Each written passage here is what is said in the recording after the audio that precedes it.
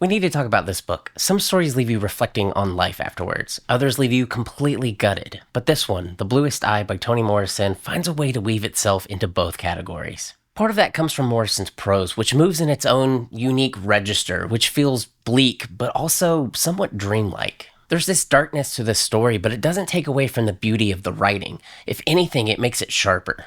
At the center of the novel is Pecola Breedlove, a young black girl who slowly becomes convinced that she isn't beautiful, and because of that, she isn't worthy of love. Growing up in a world that constantly reinforces that belief, Pecola begins to wish for blue eyes, believing that if she had the physical features that society praises, the world might finally look at her with kindness. But what makes the story so powerful is that Morrison doesn't treat this tragedy as something isolated. The novel unfolds through shifting perspectives, gradually revealing how Pecola's life is shaped by a larger network of forces. In that sense, the book kind of reads like a collage. There's fragments of memory, family history, and this community all kind of come together to paint this larger portrait of generational trauma, racial identity, and the destructive power of internalized racism and beauty standards. Pecola watches how the world responds to other girls, especially those who resemble the cultural ideal version of beauty. She notices how warmth, patience, and affection seem to come so easily to them, and through these observations, she begins to internalize the belief that she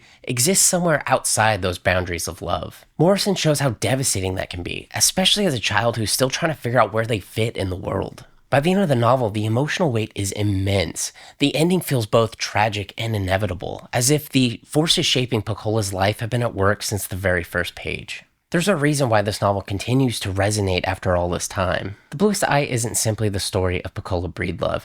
It's a tough look at the quiet, often invisible lessons a culture passes down about belonging, beauty, and who gets to feel worthy of love. The question Morrison leaves us with isn't just why Pecola longs for blue eyes. It's what kind of world could teach a kid to believe that she needs them in the first place.